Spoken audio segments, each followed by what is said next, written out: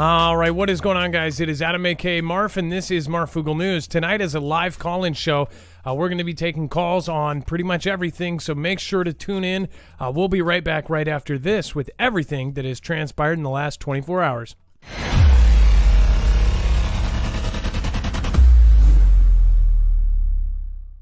Nothing in this show should be considered legal, medical, or financial advice. The views of the callers can differ considerably and do not necessarily reflect my opinion, Dex's opinion, or anyone else who works with the show. You should always do your own research and consult with professionals. The internet is full of fake news, so please take everything with a grain of salt. If you have not already, it helps us out if you end up going through any of our affiliates, and it helps you out if you end up protecting yourself against cybercrime. NordVPN is one of the best and one of the easiest to use. If you do not have a virtual private network, it protects your IP address, which is your online identity, which actually connects to your real address and everything else.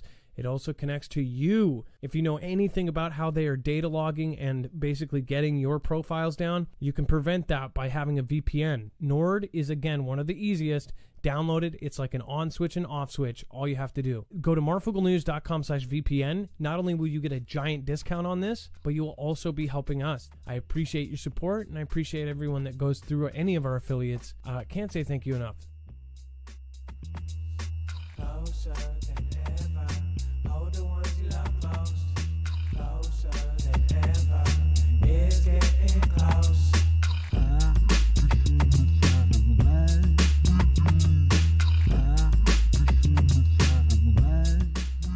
All right, what is going on, guys? It is Adam, a.k.a. Marf, and this is Marfoogle News. Today we have a lot to go over in a short amount of time, so remember, if you want to follow along, make sure to go over to Marfoogle News, where you can also sign up for our personal email list. That is where we would get a hold of you if anything happened to us. Again, that is incredibly, especially important right now. Make sure to get a hold of that list. All you need is a simple email. So remember that, and then over on the website, you'll see that we have a full bibliography of every single article, tweet, video, picture, document that we show you here today will be over there. So that way you know exactly where your information is coming from. Tonight's show, you would just look for the thumbnail, Closer Than Ever, with a little Kilroy there. And then Year of the Bear. Once you click on that, you will see that every single article, tweet, video is all right at your fingertips. Now, one thing to also note on our website is once you get to the yellow bar after tonight's articles, there is web-only content. There's stuff that essentially is too hot for TV or too far to one direction for us to cover as neutral as possible. And again, there is a whole other show down there. There is a ton that is happening that is speculative or is too crazy to talk about. So remember, go over and check that out. There is a plethora of knowledge there. Let's bring in my co-host / internet brother, Dex. James, what is going on today and how are you doing? Well, hello, Adam, and hello, Foogle fam. I am doing just fine. So special thank you to K-Rec. Thank you for coming in right off of the bat and doing a super chat. Thank you so much. And then Justin True, I didn't get a chance to say thank you last night. I think you were the last one out. Said, for 5 years, Marf and crew have correctly predicted geopolitical events by hearing and understanding data and people. With honesty and love, he shares information he gathers to others to prepare us, his mutual assistance group. So one thing I agree with is that, you know, we listen to you guys too. And there are a lot of people from all over the world watching, from Australia to Europe. I don't know how many in Russia anymore. But again, we had people pretty much everywhere. And we had so many different times where the Foogle fam, the audience, is the ones that really came through in a clutch time. So just remember that part of this show is you. You guys are all part of this. So thank you, everybody, for taking a group effort to make sure that we stick around. Also, everything is getting really crazy. We can tell on the back end that the different platforms are going into sensitive mode again. So just please help us be a part of this. Help, be a part of course, all of you kind of try to be honorary mods. Make sure that people are being nice to each other. Try to push people up instead of push people down. That would be very, very helpful. The mods are doing a whole lot with sometimes 5,000 or more in chat. So again, you can be honorary mods and just suggest that people just chill out. Also, chat rules. It is a live call-in show, so just remember, no making fun of callers. You never know what their story is. A good example of this was someone called in that had a stroke, and they talked funny. Everybody, chatted in chat saying, "Oh, they sound drunk. This guy's drunk," or whatever. And it turned out that person had a stroke. It was extremely rude. You don't know what somebody is going through in their lifetime. Again, I shouldn't have to say this after a caller, because then, it always looks like I'm talking about that caller. So just make sure to appreciate every caller. Be patient. Sometimes I give them a little bit more time. I don't like interrupting. I'm a regular person like you guys. So thank you, everybody. Ashley Jean, thank you for the support. Again, thank you, everybody that supports the show. All right, let's get right into the news. Obviously, a lot of people are very fearful right now. I also want to preface this show with, let's take a deep breath. Let's relax. Let's think about how we are blessed to be here tonight. We're all blessed to be here, just period. We especially if you live in the U.S. or Europe or Australia, you have been overly blessed your entire life. So if we do hit a rough patch, just understand that it's probably not even as bad as some of the other countries have had it their whole life. Now, this is a big deal because we have been watching, and it is my solid thought that we will have a massive solar event in the next few years, and that is by looking at all of the data that is available as far as all of the people that we talk to, some that are, we have talked to actual experts, and we've talked to essentially experts on YouTube. We've talked to a lot of people about this. Again, I almost consider some of the people on YouTube more studied up than some of those guys that went to college, because they are doing so much. But we have actually talked to PhDs, a couple of them that study the sun and everything else. And almost all of them are starting to switch over to different cycles, the 22-year cycle, and looking at 2023 through 2025, having some sort of massive event. There are many very, very creepy things that have gone on in the last few years, and now we are looking at the next couple years. If you have followed the Deagle report and the predicted population event, then you are obviously looking out for pretty much anything. I guess it's our stance that we need to be prepared for anything. Huge solar eruption may sideswipe Earth on Thursday. Earth may be in the path of a type of sun explosion called a coronal mass ejection that is due to arrive on Thursday, according to space weather analysts. It says if they are strong enough, CMEs can wreak havoc on the electrical systems here on Earth by interacting with the planet's magnetic field. However, the CME that may arrive on Thursday is not expected to cause any issues. The possible CME impact has been predicted by spaceweather.com, which states that the solar explosion might sideswipe Earth's magnetic field on March 10th. After having erupted from the sun's surface on March 7th, it could spark a G1 class geomagnetic storm, the space weather analyst said that on that site. So one thing I want to point out is we have had several things happen in the last couple weeks, including a possible termination event of the last cycle. Now, most people that have looked into this say, hey, we're in solar cycle 25. If you look at it a certain way and in a certain theory, then the termination event finally just happened with the solar cycle 24.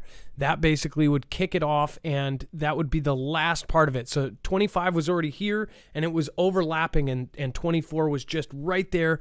And that termination event, the timing of it was very important, and they supposedly think that just happened. Then basically it was holding solar cycle 25 back, and solar cycle 25 has already been very crazy, and they say it's going to be even crazier. So if that was holding that back, and now all of a sudden we're having all of these things happen, that is something that many people should be paying attention to. You should be watching some of the channels that cover this, because again, alternative news is actually better than regular news at this point.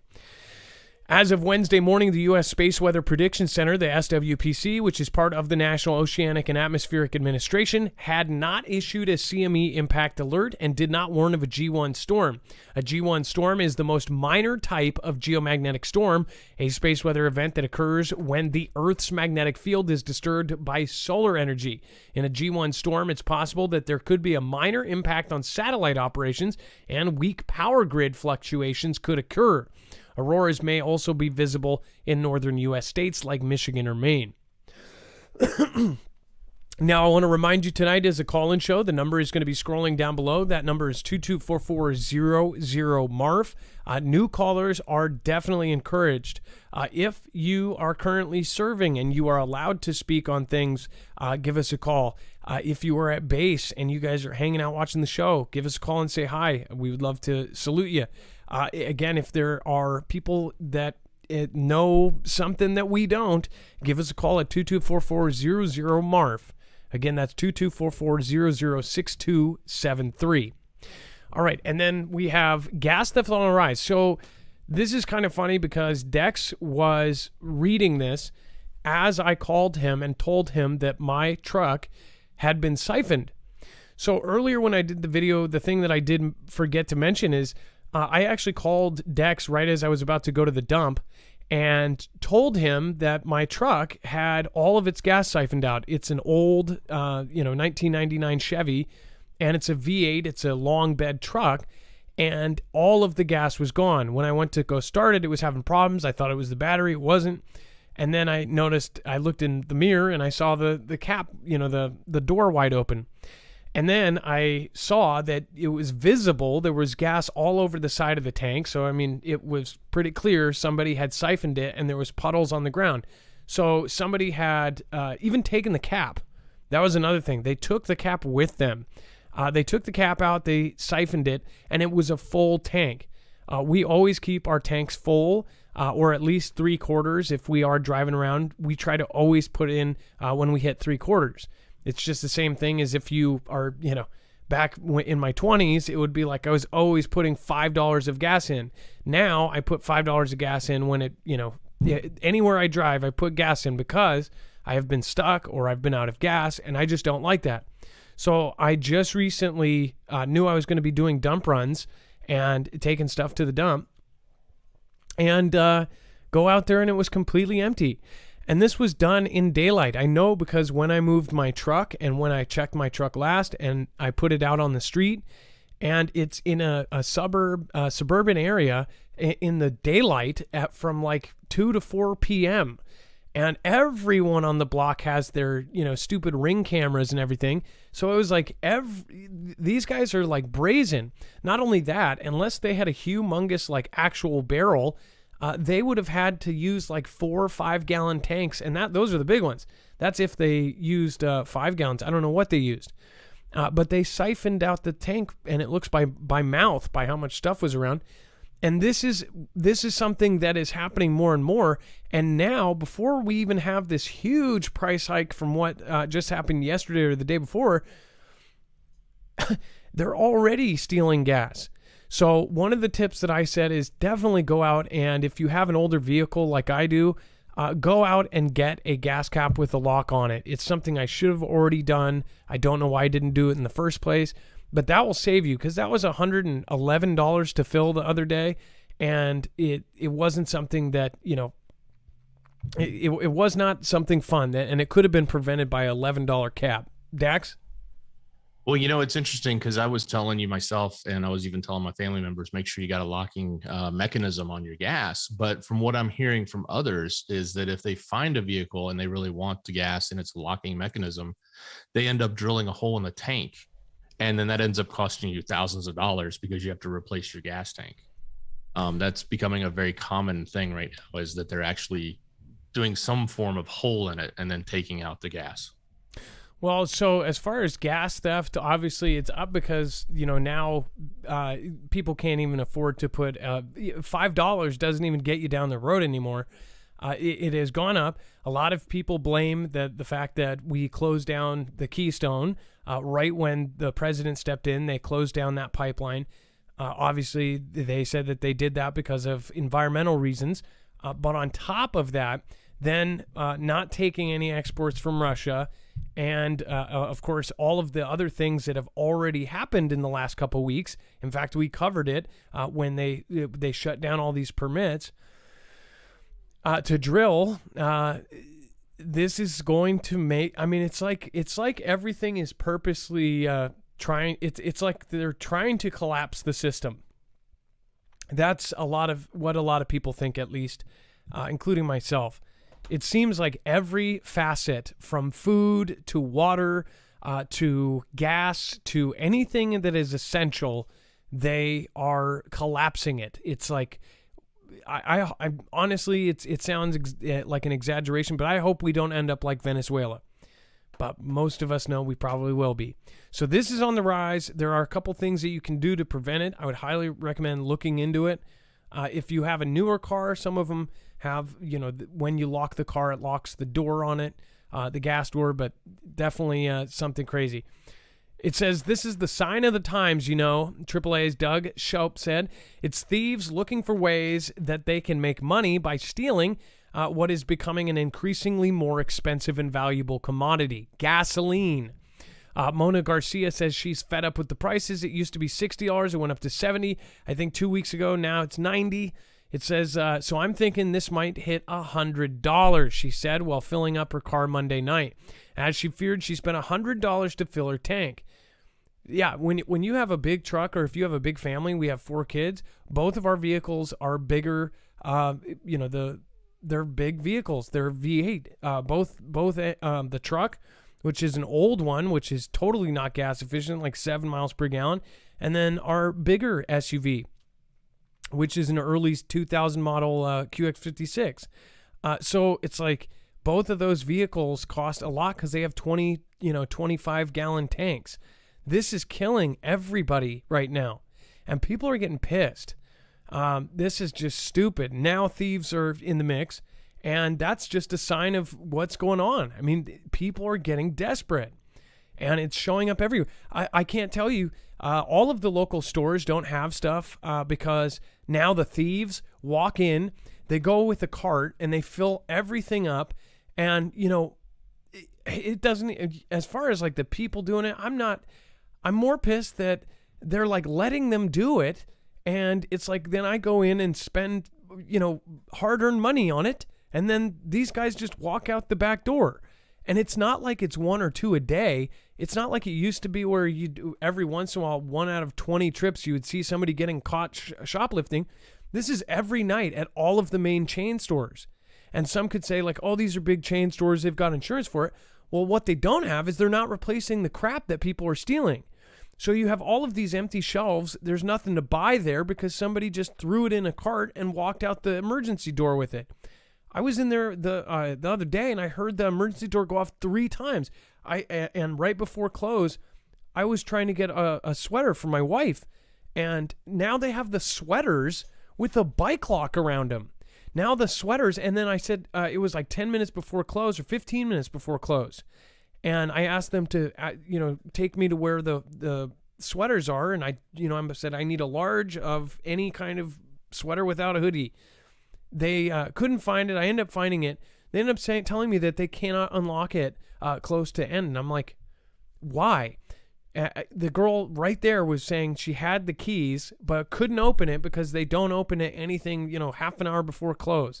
And I'm like, that's stupid. So because the thieves steal the stuff, I'm like, can't you just unlock it and walk it over to the freaking cash register? And she said no, like they would not. I had to get like 3 or 4 people involved at a store I go to all the time, and they had to like walk over and figure it out. And 4 people had to be involved just to get a sweater that wasn't even a special sweater. It was like $18. This is screwing up everybody. You can't even, and then I'm like, how is the logic on that? You're screwing us over, the customers, because somebody else is stealing. I'm like, if you don't trust me, then go walk it over to the freaking counter. But they wouldn't do it. Finally, the main manager came out. Couldn't believe it. Getting 4 people involved to get an $18 sweater at Fred Meyer's. It's just crazy. Bike locks on regular shirts, like T-shirts, are getting bike locks. because they can't do anything. Once that shirt is in the cart, they just walk out with it. I can't believe that our system is so messed up that they, during this whole time in the last 2 years where they just stopped prosecuting people, they just let these petty crimes go. It's like they're trying to light a dumpster fire, and that dumpster fire is the whole U.S.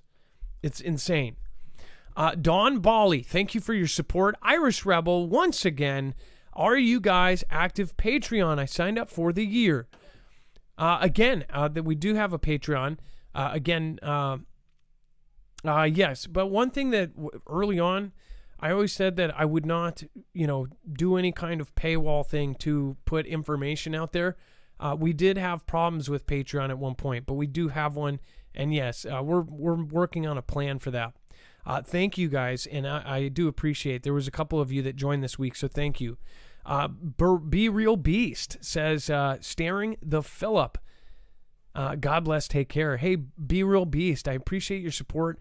K-Rec, again, thank you. Dr. Science, thank you as well. Thank you guys, everybody, for your support. And then Bible Talk for Common People got a second strike on a video that previously won an appeal, but this time rejected. It's my second active strike, in over half my subs are from here to go to Bible Talk 77. So, like I said at the beginning of the show, it's sensitive time. It's right before when people drop things in the boxes. So just be careful for everybody. That's why I'm asking for everybody to help us through the next couple months. And then at least 2 detained Americans released from Venezuela as President B seeks oil deal. Speaking of Venezuela, apparently we're looking for a deal. At least 2 Americans imprisoned in Venezuela have reportedly been released in what appears to be a sign that the B administration is making headway in negotiating an oil deal to ward off rising gas prices as the United States moves to ban imports of Russian oil. Gustavo Cardenas, one of the so-called Citgo 6 detainees, and Jorge Alberto Fernandez, a Cuban-American tourist detained on suspicions of terrorism for his use of a drone in Venezuela, were the 2 released. Obviously, we're going to continue to do everything we can to bring anyone who is detained in Venezuela or any other part of the world home, but they happen through different tracks. So they are basically at some point exchanging money with them, and then as part of it, they're getting citizens out. And it's like, this is just, what is going on? Yeah, so something is going on with it. And remember, Venezuela had a lot of crazy stuff going on. I wonder what is happening behind closed doors with that one, because Venezuela had their national blackout. They had their power grid go down. They had hyperinflation to the point where it was like a roll of toilet paper was worth $10,000. I mean, it was crazy. Like, where it doesn't matter how much money you had, you couldn't buy anything with it. That was the worst case scenario. Like, they used Venezuela as a worst case scenario for what could happen here. And many people say that we're on our way, including Twitter's ex-CEO, I guess, stepped down, Jack Dorsey. He, a week before his step down from Twitter, he did an ominous tweet that said hyperinflation is coming ... soon, and then stepped down as CEO. And that was the same week that it was like $67 billion worth of stocks were liquidated by elites. They all dumped their stocks. They all got their cash out. So something is about to happen. Follow the money is what they say. Exercise Cold Response 2022. NATO and partner forces face the freeze in Norway. It says every year NATO organizes dozens of military exercises. NATO members also organize national exercises that include other allies. Cold Response 2022 is organized by the Norwegian Armed Forces, and it says that over the coming weeks, allied and partner armed forces will trek across the vast wilderness, conduct live fire drills, leap into freezing lakes, and much more. It's all about training vital skills, making sure that our armed forces are prepared to respond to any threat or crisis and keep our countries and people safe. Cold Response 2022 is bringing together allies from Europe and North America, demonstrating the enduring transatlantic bond at the heart of NATO. It says around 30,000 troops from over 25 countries from Europe and North America, and they are training together in cold weather exercises. One thing that I don't know, and I will try to have, I could try to find out now. Dex, when you are free, and I know you're trying to get our first caller on, I wonder how many years this has been going. And one thing I think of is parts of Russia are actually, extremely cold, like Siberia. I just wonder if this is something, they say that they've done it before, right? It says every year NATO organizes, but this one, Cold Response, specifically with Norway, is this something that was there a Cold Response 2021? Or is this one of the yearly exercises and this is a new one? That, in fact, even if the audience wants to participate, if you want to figure that out. Kot Disney, why? Thank you. Cute Disney, I don't know. Cute Disney. Let's see, Adam, it's obvious that is all planned to take down society and usher in Hunger Games world. David was right, Ike. Georgia Guidestones, UN agenda. Yes, we are living in it right now, so obvious. Yeah. Also, we did videos on that. Look up any of those keywords on our website. You'll see the previous videos we did on a lot of that. And then Tyree Morris, thank you for subscribing. Eliza Nunez, thank you, and it's nice to see you again tonight. Paul, thank you so much for your support. And then Cute Disney says riots will start when people can't drive to work anymore because gas will match their hourly wage. Yeah, I don't know if around here it's $15. If it got to that point, I think that people would start definitely going off. I just thought about that today, actually. You know, what would happen if it was $25 a gallon? I mean, what if we had just total hyperinflation? It was $100 for a gallon of gas or $200 for a gallon of gas. You know, is that even possible? What was it in Venezuela when they went into that worst part of it? That is my question. And then it looks like we are lining up a call right now. It looks like Joseph is on deck. Remember, if you want to call in, 224400-MARF. I want to thank Able-Bodied, wonderful woman, and amazing mod. Here's a couple of dollars for the tip jar, catching you every morning on the replay. Hey, thank you, Able-Bodied. I appreciate you, and thank you for going over to PayPal. And then Gone Girl 777. Hello, Adam, Dex, mods, wives, and Foogle fam. I'm kind of having some health issues. You know, put the old people stuff. Ick, anyway, I just can't stay awake. I look like a bobblehead. I really appreciate you, Gone Girl, and I was actually worried about you the other day, and I was thinking about you yesterday because they had the biker rally. So I'm praying for you, along with Kathleen S., Dennis M., thank you, Amy R., I appreciate you guys as well. So we'll get that going. If you have not already, make sure to go over and check out EMP Shield. If you want to protect yourself against these solar events that we talk about, or an attack from any one of the countries that has EMP capabilities, then I'd highly recommend going over and protecting yourself with EMP Shield. As far as any prepper probably already knows about these guys, they are one of the lead sources. Somebody made a comment and they said that the other day that we did a survey of how many people trusted legacy media, and they said, "Oh, you just did a thing saying that nobody trusts, the whatever, nobody trusts the legacy media or whatever." And they said, "But then you said that these guys are working with the government." First of all, I did it on legacy media, not government, but I guarantee you I'd get the same response if I did it. How many people trust the government? I guarantee you the same response. But I said that the logic was super flawed. So somebody said, well, you don't, nobody trusts the government, but you want, these guys are working with it.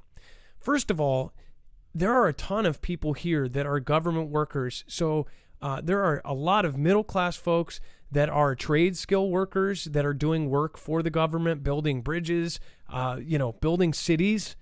You have people that are security guards. You have people that are janitorial. You have all sorts of people that are middle-class American citizens that are working for the government.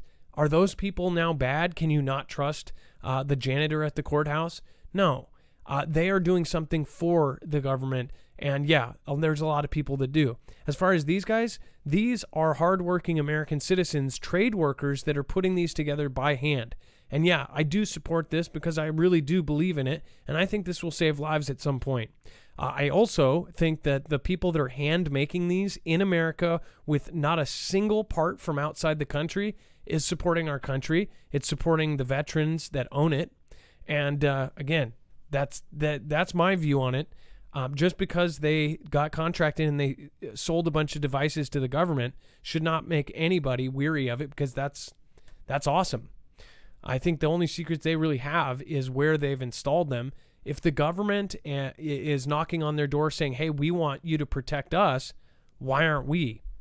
It's the same devices. These aren't, these are surge protectors. They're not listening devices or TVs. So again, I think people are a little bit over on that. This can protect you against all three phases of an EMP. So there's and multiple as well. Again, they make them for generators. They make them, the most popular one is for the car. You can get them for your house. You can get them for your solar stuff. You can get them for pretty much anything. All right, and that's marfooglenews.com/EMP. Let's get our first caller on, and then we'll talk about Chernobyl and the power lines and everything else that's going on. Dex? Adam, the government buys toilets, so are you going to not use a toilet anymore? No, well, no. Cars. I mean, come on. There's lots of things, but yeah, I get your point. Hey, Joseph Newhouse is live on. Well, I think that's how Kim Jong-un does it, right? Because he doesn't use the bathroom. Yeah, exactly. Hey, Joseph, how are you doing? Good, Adam. How are you feeling, man? I'm doing okay. I'm doing Better, okay I right hope. now. Yeah. Well, I have up days and off days. I've been a lot better for the last You're back in action, man. 6 or 7 days. Yeah, I've had a few days in a row. That's how intestinal stuff goes, though. Just praying, and that's why I say we're blessed to have every day that we have on this earth. Glad that you're here, man. Well, thank you for everybody's prayers. I think that plays a part of it too. So, Joseph, you said you've been doing a lot of videos. I like the live action prayers. Yes, as it goes. Yes, that's right. So I got a note that says mute the video because it looks like you have some copyrighted music in it. But what are we about to show on the screen? You might just click through it. Okay, perfect. Thank you for the heads up. So what are we looking at?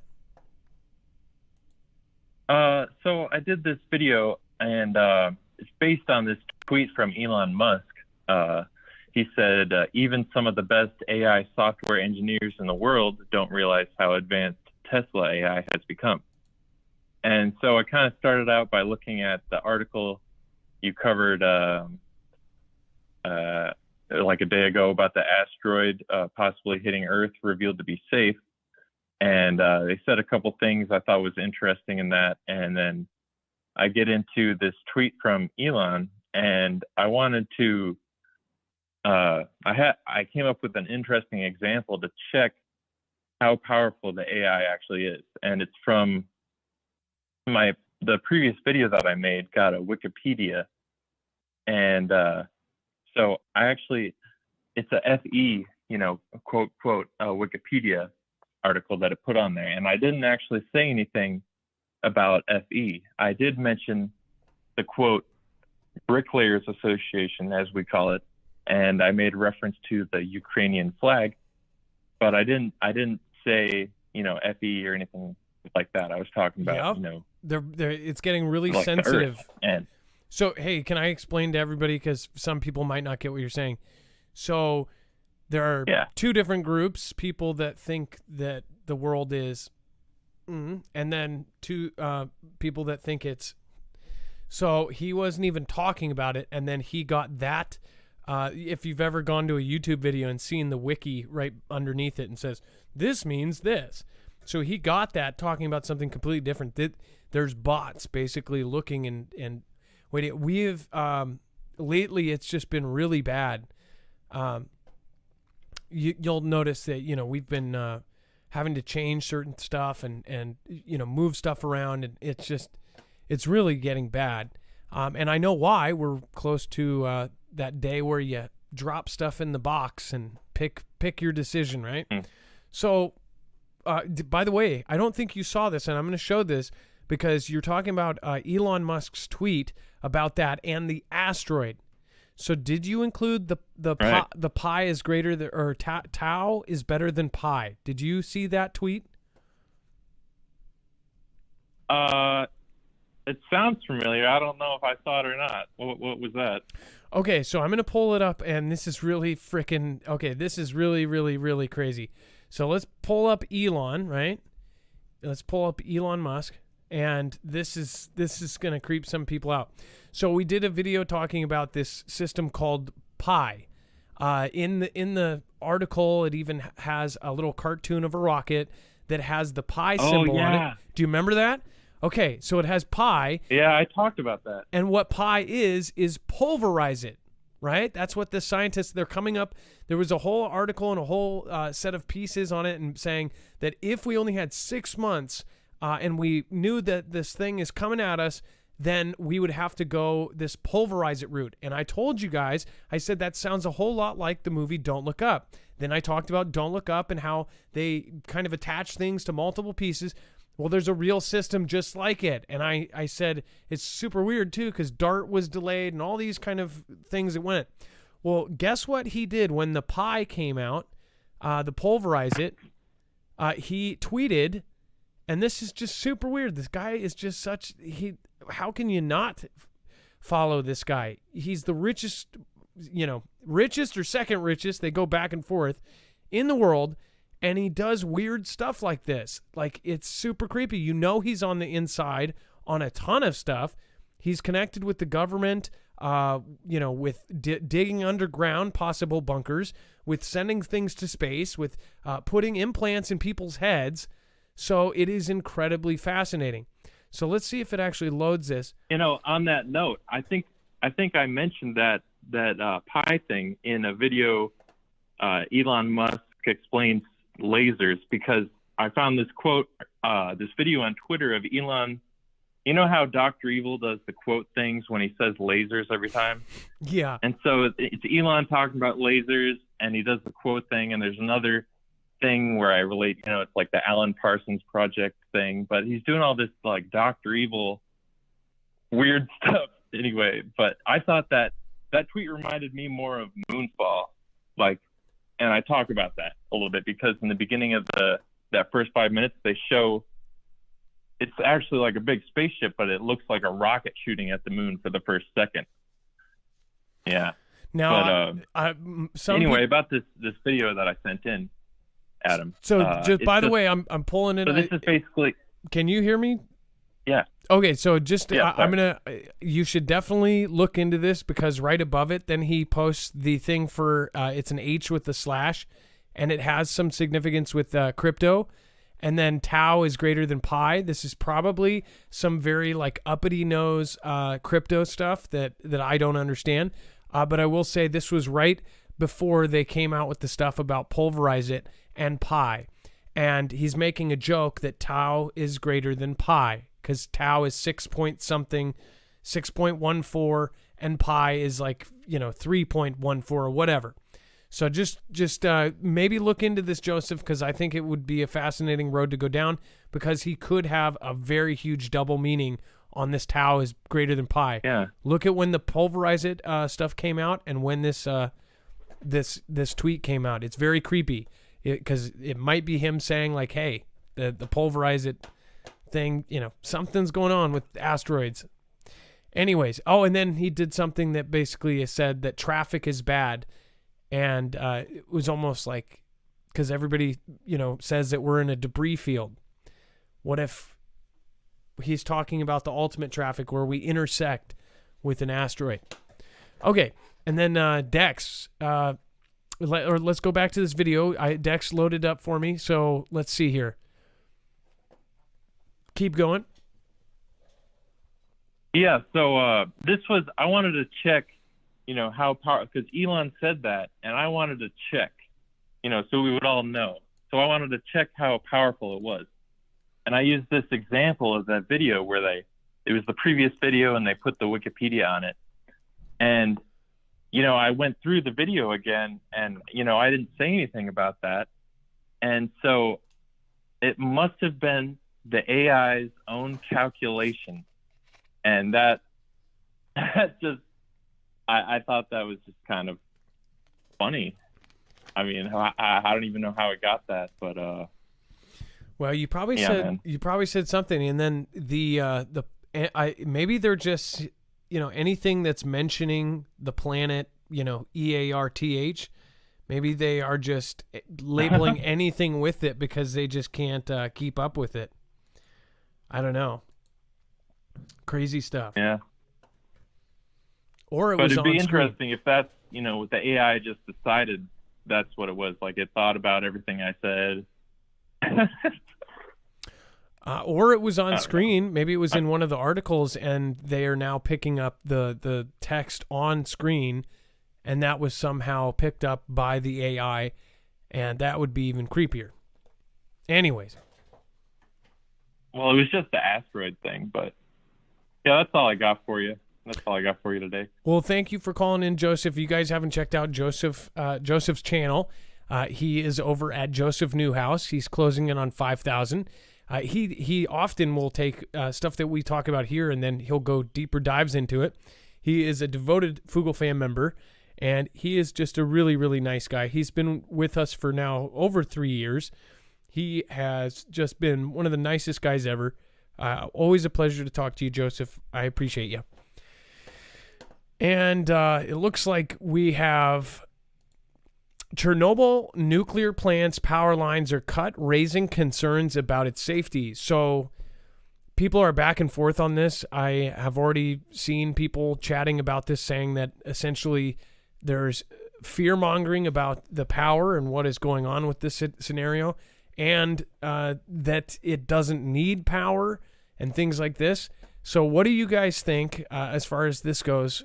I'd love to see you in chat and see what you think about this. It says, generators with only 48 hours of fuel are powering facilities holding spent fuel and that monitor the site of the world's worst nuclear disaster.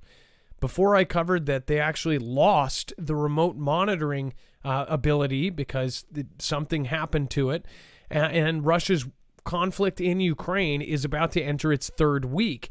The Kremlin's advances have largely stalled on account of stronger than expected resistance from Ukrainian units, which have inflicted significant losses in armor, personnel, aircraft, and logistical vehicles, as well as supply chain issues. However, Russian forces do now occupy a number of important locations in northern and eastern Ukraine, including the defunct Chernobyl nuclear power plant, the site of the infamous nuclear disaster in 1986, and so the so-called exclusion zone established around it.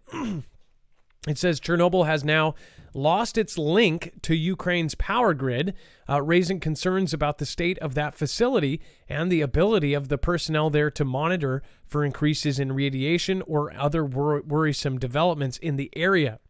Readers, let's see here, and it says the Ukrainian government said earlier today that the destruction of high-voltage power lines by Russian forces had left the Chernobyl site, as well as other facilities inside the exclusion zone.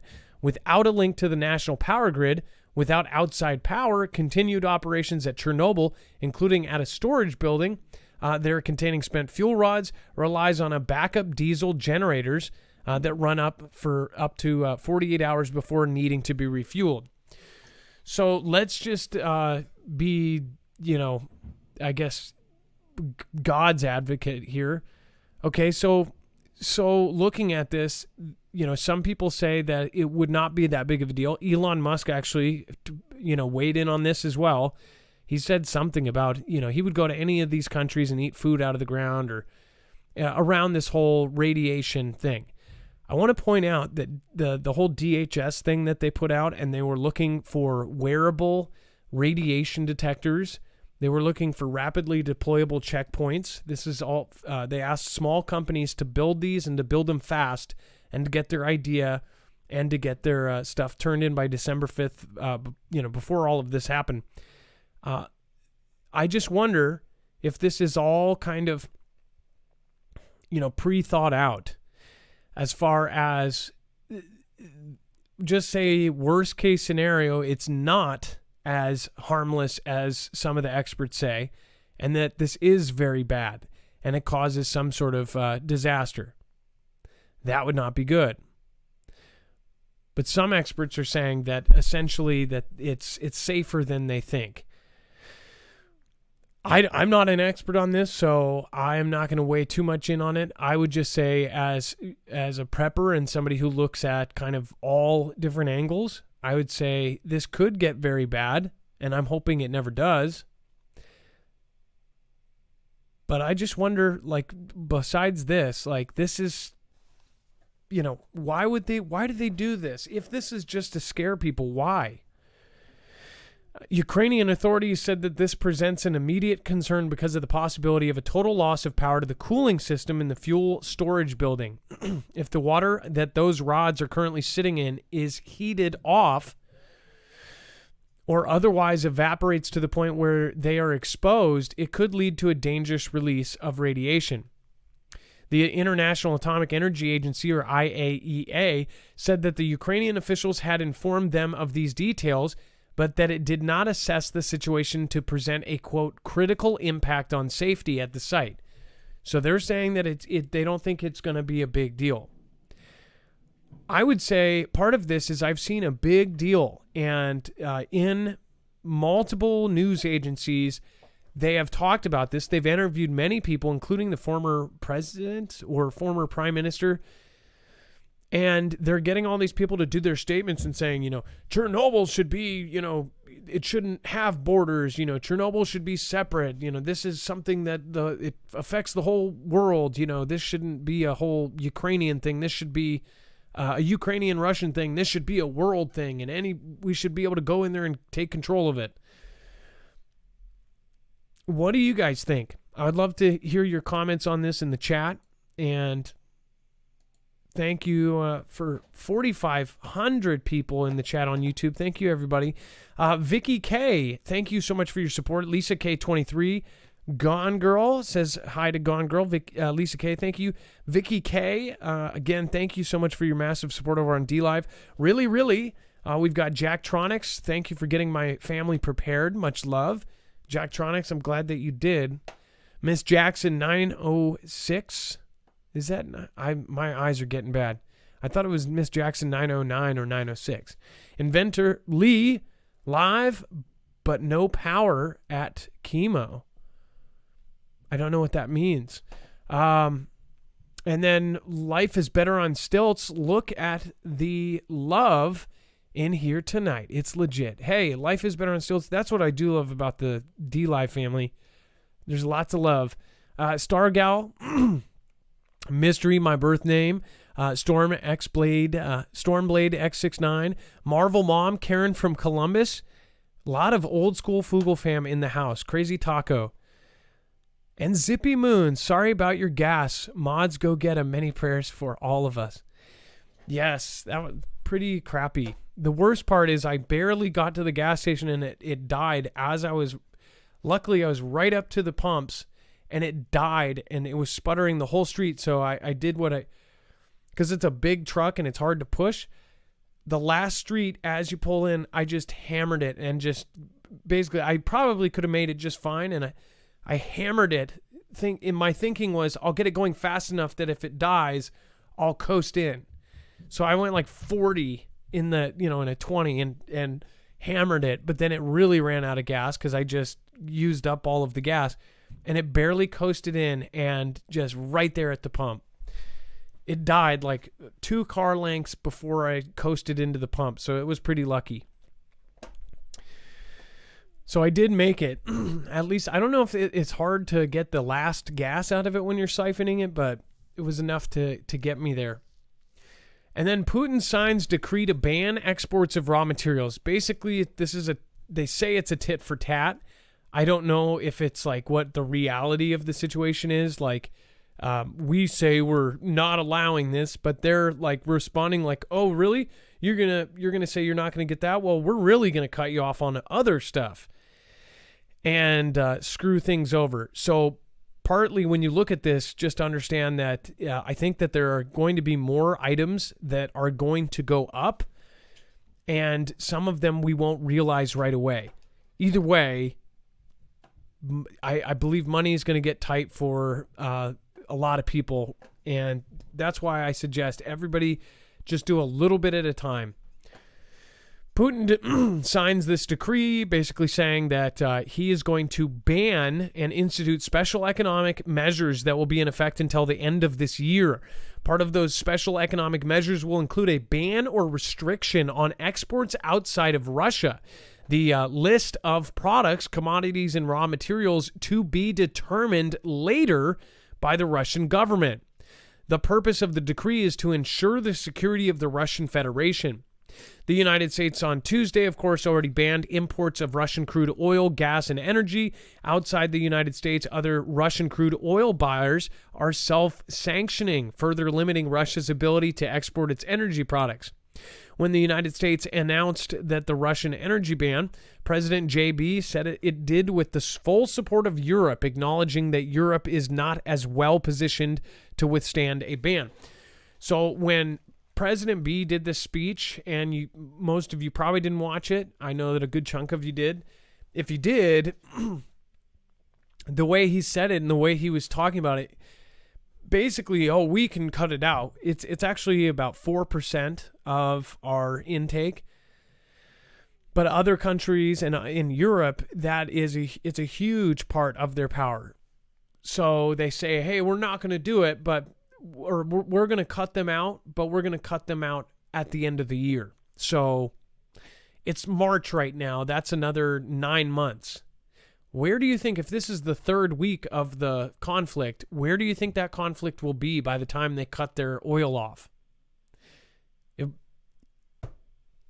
It's like, Dex, like, why? Yeah, this is so this is really interesting because on one hand, most people just look at this headline and say, whatever, we just sanction them. They can't have anything, right? But in reality, what people aren't paying attention to is the fact that there are still things, like you just said, that are coming out of Russia. For example, Nord Stream 1 still flows, right? All of this gas, whether it's natural gas, which is used for electricity and heating throughout Europe, a lot of that stuff is still flowing. And this gives Russia the power to say, you know what, we can turn off all of it and hold it. We can turn off anything we want, and you guys can't have it. So, which they had the power to anyway, but it gives them a little bit more power to sort of dictate how and why they want to turn on and off certain commodities like that. So, where we got to play a selective game of saying, well, we're going to hurt them, but we're not going to hurt ourselves when we hurt them. We're going to make sure that we're still okay. Now they can turn around and say, no. Those things that you thought that weren't going to hurt you are now going to hurt you. Yeah. So like saying like Europe is they'll do it at the end of the year. Well, Russia can turn around because they did this decree. They can shut it off right now entirely. And then Europe will really get hit hard. The one thing that it looks like is happening is they are drawing other countries into this, just like WW2, where other countries were in this world conflict. And again, it wasn't called a world conflict in the very beginning. It was just these regional conflicts, and it was country versus country, and this country versus that country. And everyone ended up getting pulled in. What will make this a world war is that everybody starts getting pulled in. Right now, we have a ton of countries involved. And even more that have never, ever taken a side. We've got Finland and Switzerland and all of these other places that are jumping on the wagon. This is different. This is the next big conflict, and it really feels like they are pushing it. Like there is a power that is trying to get this going no matter what. It's like they want to just completely destroy the old ways and go into the new. Does it feel like that to you guys? I mean, like, it's very coordinated in so many different ways. It seems like it's going little baby step by baby step. Now, remember that they warned us about a grid down. They warned us on these things. If we sanction them, the first thing they'll do is go and they'll take our grid down or do this.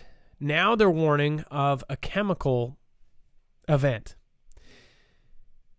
And they're warning of cyber events, and then also they're warning of nukes. So now we've got 3 different things that official sources from all over the world are saying that there might be in the plans.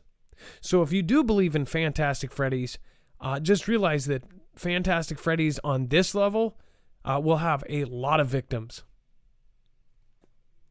So I am just waiting to see, what is happening here.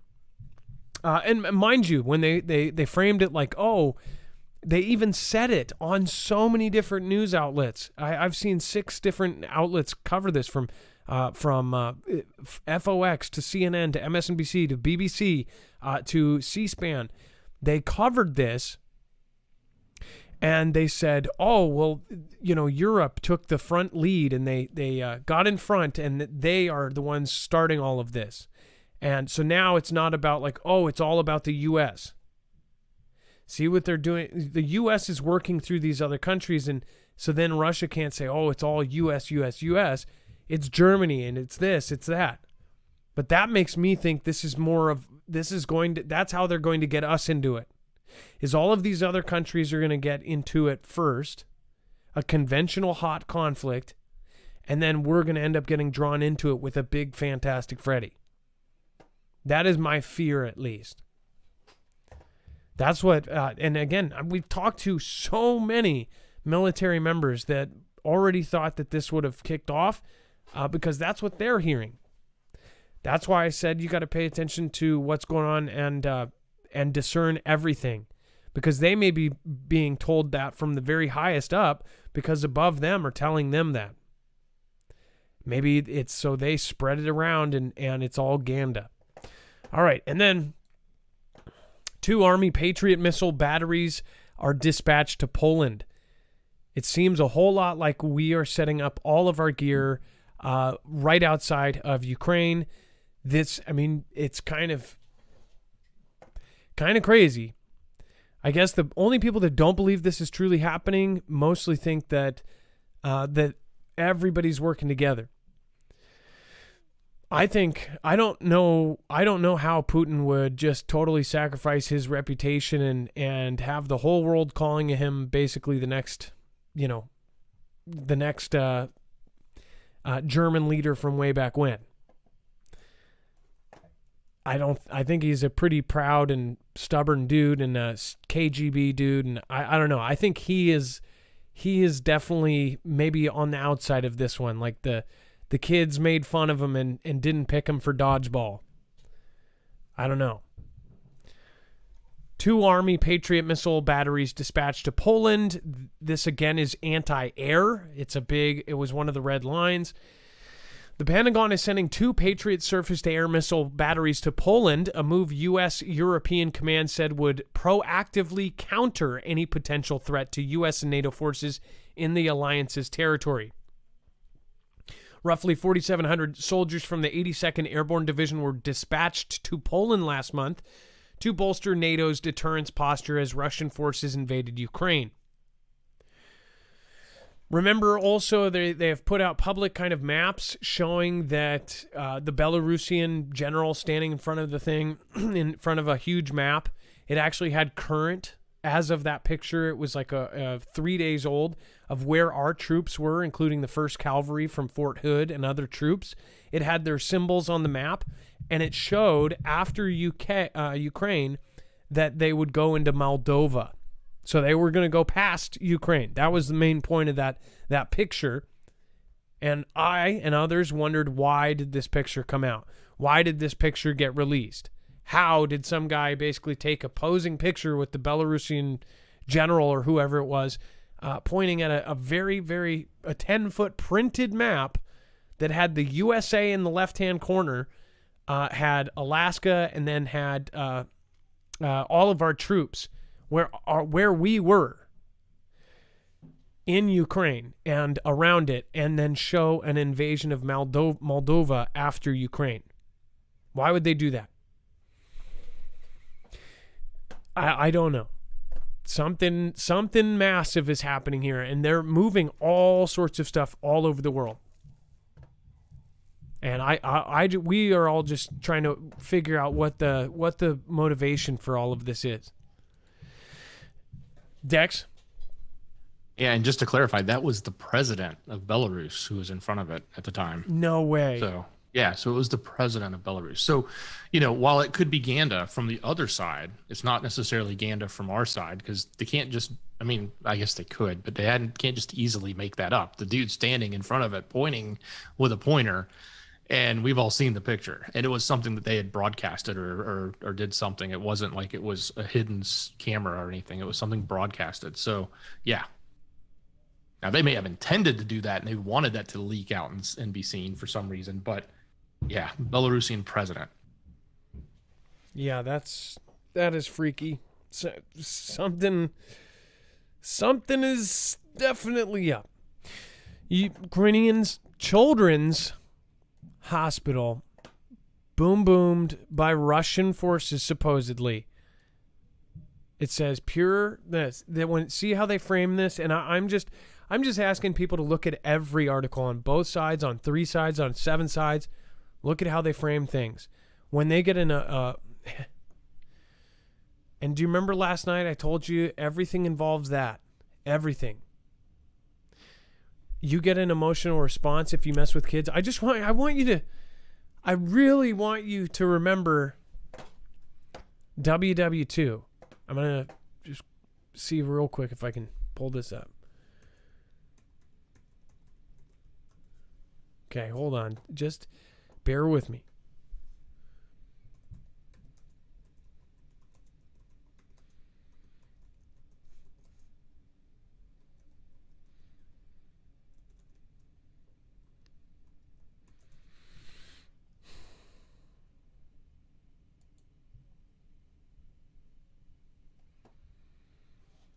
Okay, so how a Fantastic Freddy sparked the WW2, the Gleiwitz incident. Let's see here. It says, in the days prior to German invasion of Poland in 1939, the initiated, and guys, if you can, keep this out of the thing, persuade the international community that Germany was the victim of Polish aggression. So what the German leader that once was intended to use his aggression to justify the invasion. It says, in the German press, reports appeared claiming that the German nationals living in Poland had been subjected to torture, but something more eye-catching was needed to convince the world of Poland's provocation. In early August, Schutzstaffel leader Reinhard Heydrich had gathered together a select number of officers in a hotel in Gleiwitz. He informed them to plan a stage of series of incidents, so-called operations, right? Let's see if it goes. Essentially what happened, see if this is actually I think this is it. Like the original Polish frontier intended. It says the plan included an attack on the customs house at the general, in which 6 inmates from the Schensalsen camp were dressed up in Polish uniforms, and a second similar operation was carried out against a Pitchen forestry lodge. But perhaps most famous incident took place in Gleiwitz. Okay, I'm trying to get to the information so we get through here. Essentially, they... let's see here. God, there was a lot of it.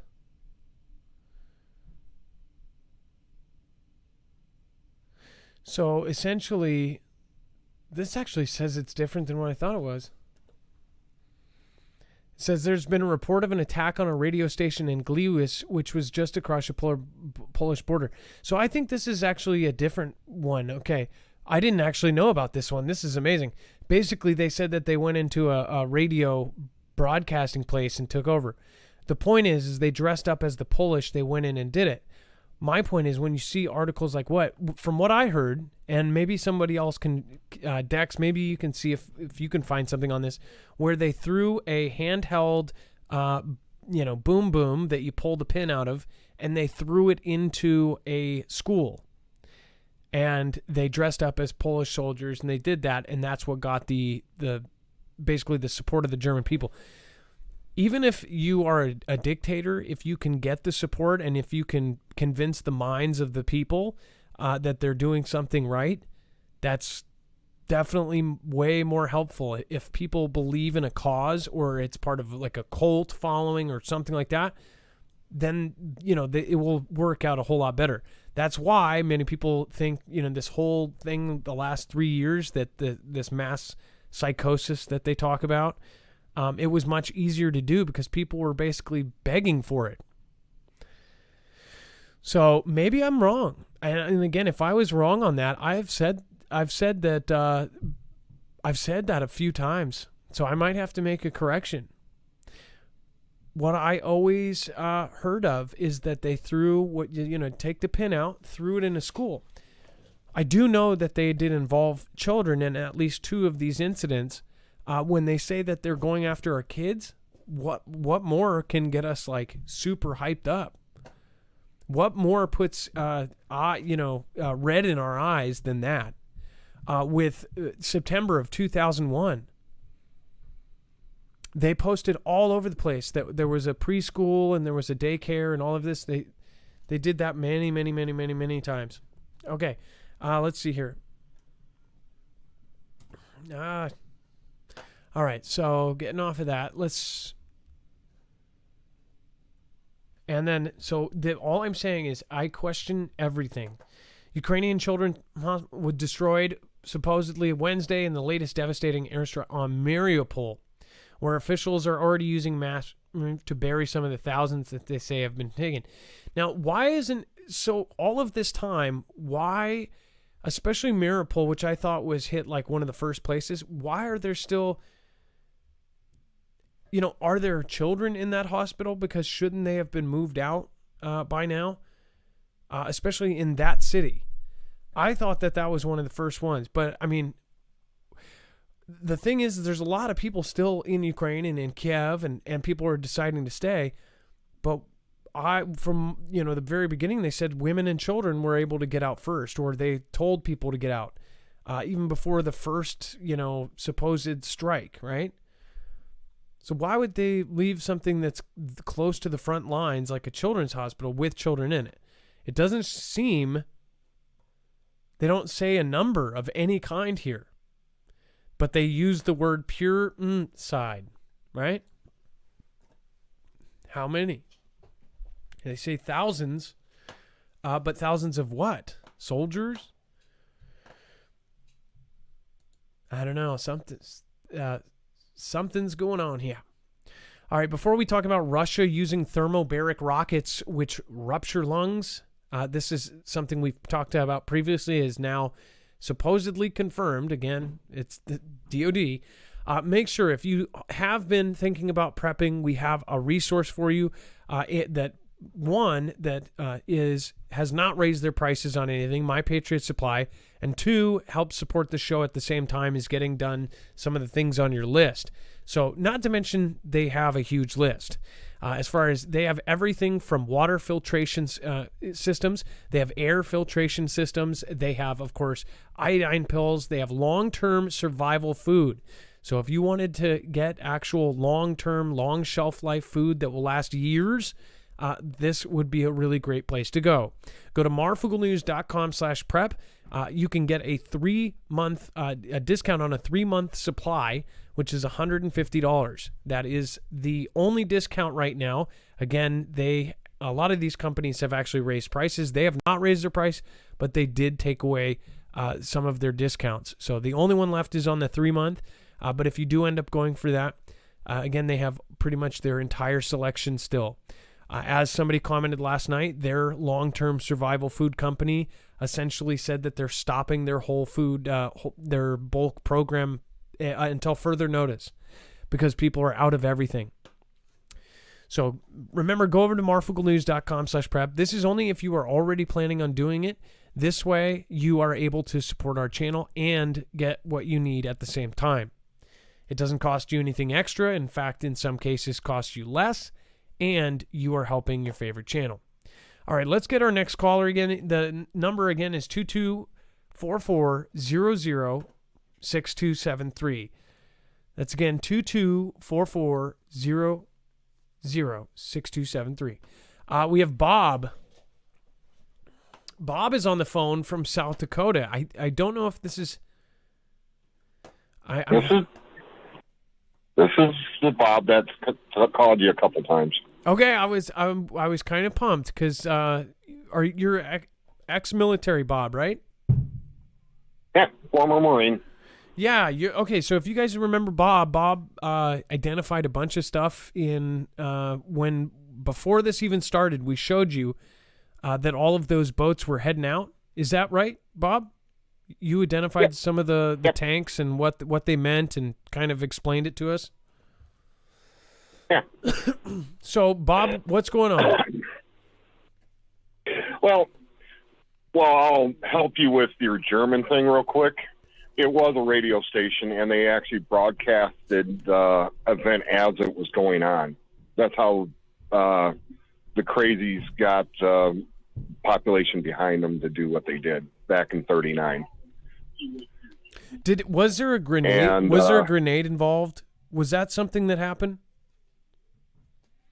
They actually played it up like the Polish individuals stormed it, but it was actually the Germans, and who actually ironically gave the Germans the Polish uniforms was, if you know who Schindler is, he was partially behind. He helped the Nazis, whatever, actually get the uniforms to do this. Fantastic Freddy. The same guy that supposedly helped all these Schindler's List? Yeah. Yeah. Same guy. Huh. Wow. Same guy. He actually helped with getting the supplies and materials that the Nazis needed to do what they did. But yeah, that was the radio station, and it was broadcasted over the air at the time because my grandfathers talked about it, and one of my grandfathers was from Germany and had come over from Germany as a child, and one was from Hungary and came over as a child. So I remember them talking about it when they were in their 90s. Wow. So yeah, that's how it happened. What you read earlier is right on the money, pretty much. So, and the Arctic training that you were talking about earlier, that's been going on for probably 40 to 50 years. It's been in different countries and everything. It's been part of NATO, but the Army and the Marine Corps, not too much the Navy and the Air Force to a point, but the Army and the Marine Corps go through that type of training.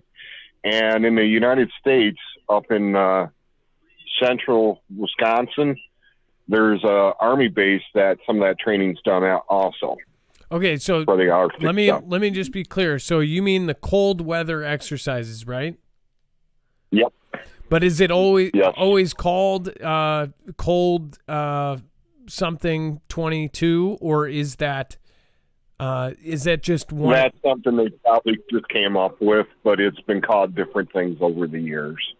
I mean, I have an older brother that was in the Marine Corps back in the 70s, and one of his best friends went through it.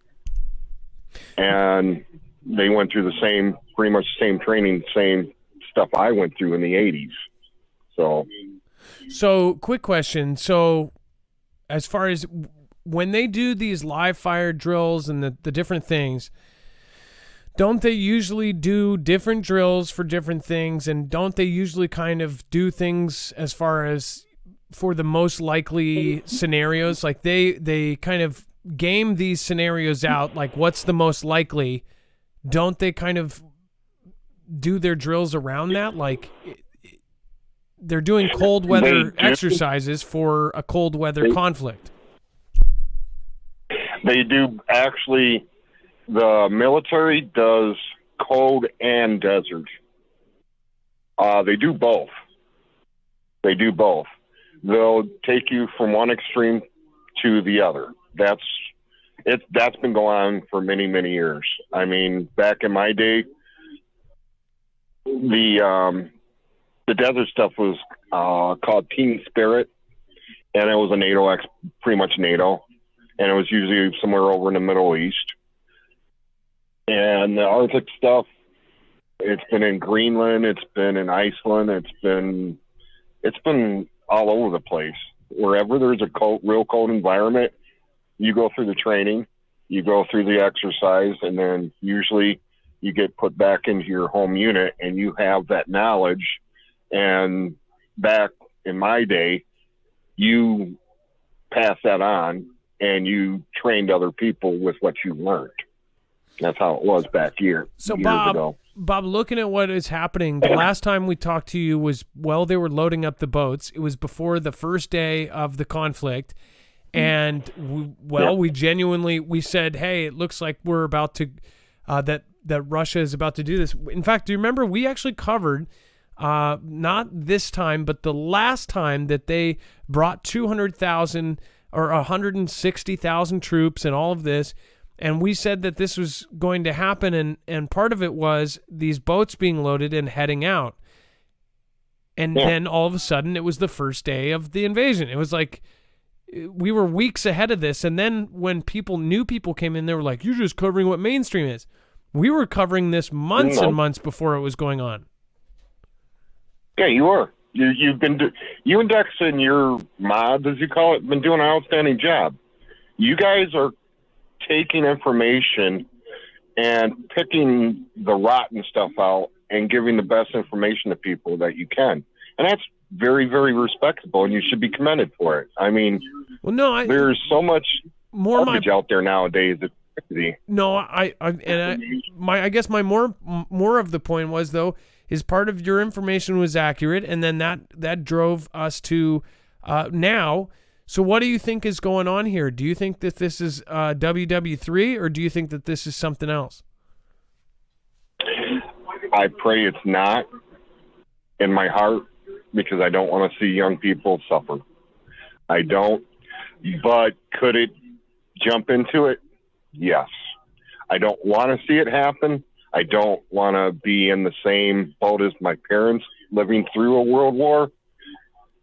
But we don't know. We don't know. And these people in the higher positions, half of what they're saying is BS half the time. I mean, it's crazy. I mean, it's nutty. And seeing what I've seen so far from what the Ukrainians are doing with our with our weaponry that we sent them in late December and early January, it's not surprising, because it brings me back to 90-91, dealing with similar armor out in the desert, and our systems was destroying it then. I mean, you could take a Humvee with what was that missile called? It was a wire-fed missile.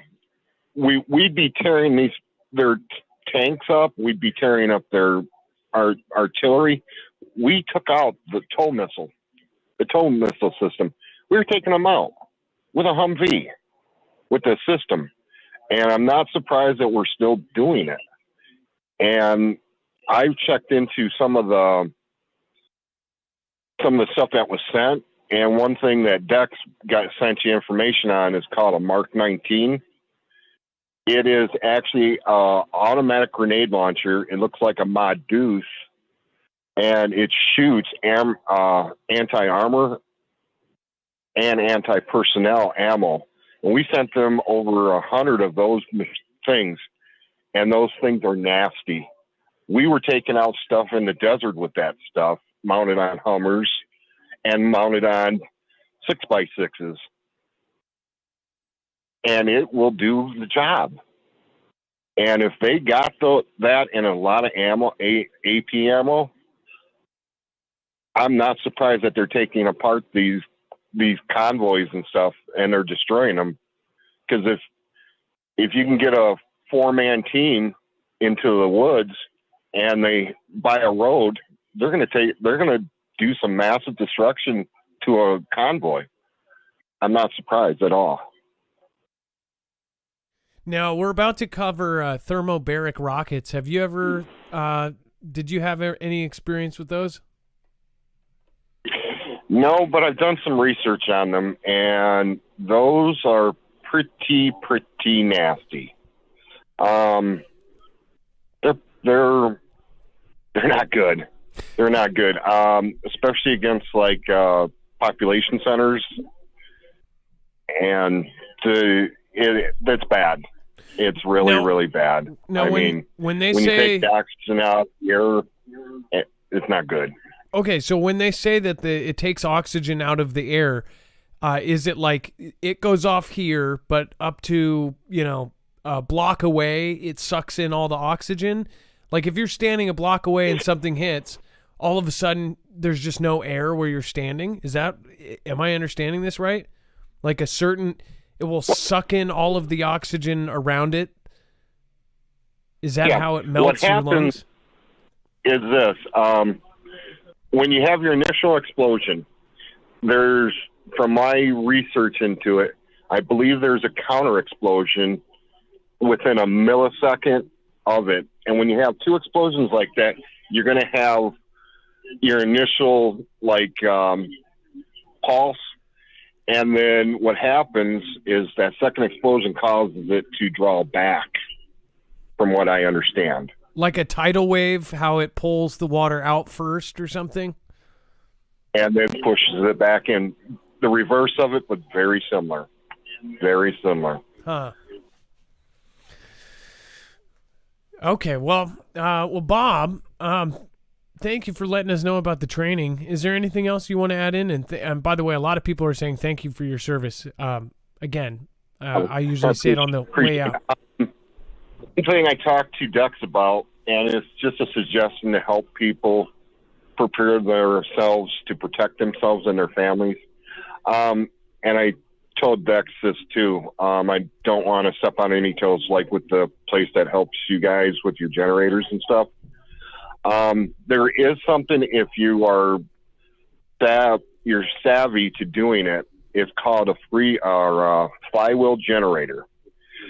It's basically made from scrap parts, and you can basically create this from an agricultural scrap part heap, and it's basically free energy, and you can run it without gasoline. It's pretty simple. I mean, it's taken technology from years and years ago and making it work. I helped one of my friends that lived about 7 miles down the road from me, a farmer, do one up, and we put a 20 kilowatt generator that was a PTO generator off a tractor on this, and guess what? It's enough to basically power his farm. And you can get most of the stuff through like an agricultural scrapyard, Craigslist, whatever. You can get these parts and pieces, and if you got a welder and drill and a few other basic tools, you can actually make these. Well, I think that there's a lot of really cool things you could do if you do it yourself. I don't think that steps on any toes, because most people, they'll say they'll do a project like that. It sounds like a cool project, though. Especially, it sounds to me like you could get parts of an old tractor or something, take the motor and things off of it, and make some sort of generator out of that. Sounds like a fun project. Basically, all you need is a generator, a PTO generator, an old one. Say the PTO shaft part is bad, no big deal. You just put a pulley for a V-belt on it. You weld up a frame, You put the flywheel in the middle, and you have on the shaft the belts and the pulleys, and you start it up, and then you plug in the electric motor that's on the other end into the generator itself. Boom. And then you power up your house. Well, Bob, if you helped your buddy, one that I helped my friend build works good. I think, Bob, you should honestly start a channel and do something like that. I think that would be a cool project to do. We're out of time, though, Bob. We have one more caller right behind you. So we're going to get them on before we cover a few more stories here. Bob, thank you for your service. Okay. Hey, thank you for what you guys are doing, and I'm sorry to hear about your gas being five-fingered. Messed up. It's the least of our problems. I'm just blessed to be alive right now. So, yeah, it's a sign of the times. Thank you, Bob, and thank you for your service. I appreciate you.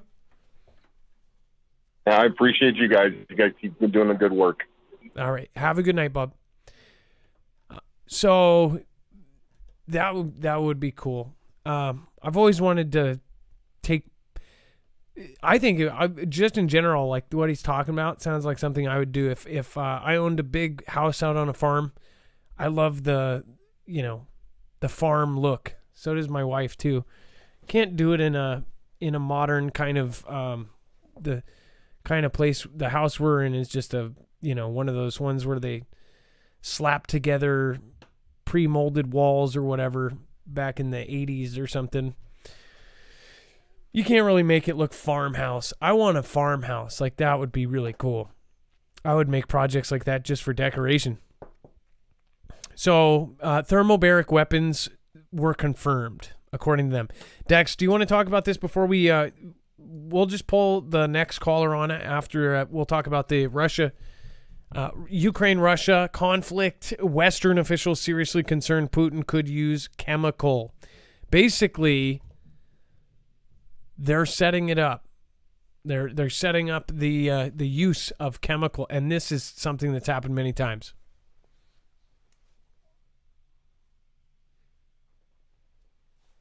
On air, so give me 1 minute, okay?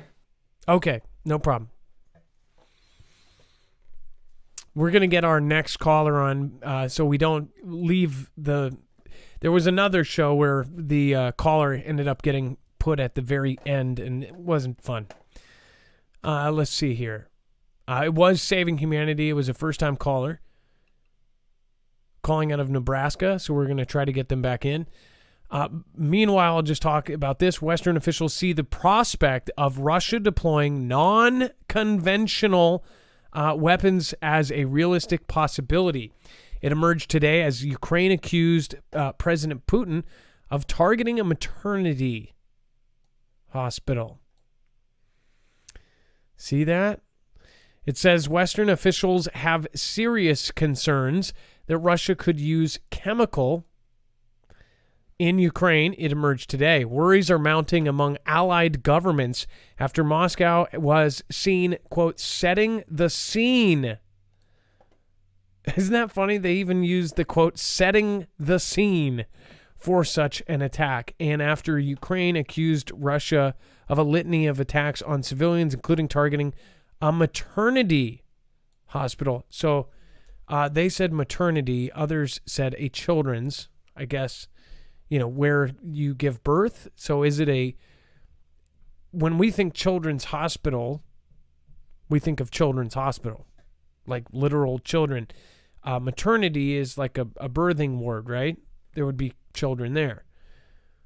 But I just wonder, how many, I guess, if you were going to give birth, I'd probably get out of the war zone. But sometimes, there's probably babies born in war zones all the time. Let's see here. It says, asked if there were concerns Russia will use chemicals, they replied, we have good reason to be concerned about the possible use of non-conventional weapons. Non-conventional. So just keep your eyes open, folks. And then Ukraine's next ordeal, it's going down to 20 below.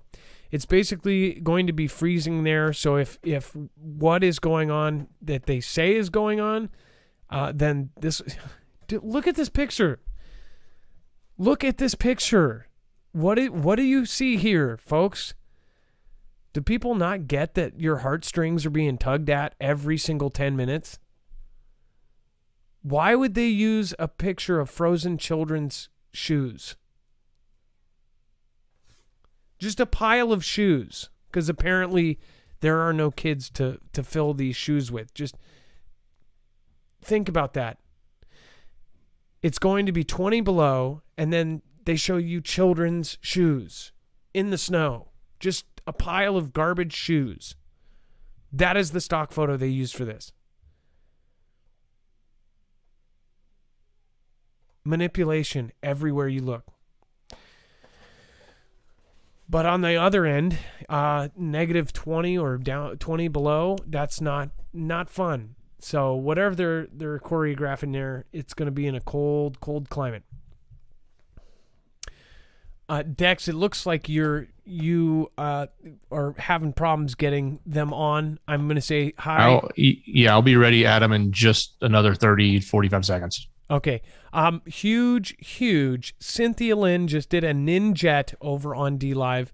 Cynthia Lynn, thank you so much. Again, the ninjet is the highest compliment you can bestow on somebody on DLive. Set up voting registrations at gas stations. Much love to the Foogle fam. You rock. At the gas stations. Oh, yeah, because there will be huge lines. That's smart. In fact, geez, can you imagine if it gets really bad and people are lined up at the gas stations? I already foresee that, people are going to have, that will be the new spot. You know how cardboard sign holders are by the freeways and they wait when it's bad traffic? It will be at the gas stations. You'll see, you'll see that happen there then. Or you could have one of those fundraisers where the firefighters walk through the intersection with their boot. Instead, it will be at the gas station because everybody will be waiting for an hour for gas to pay $25 a gallon.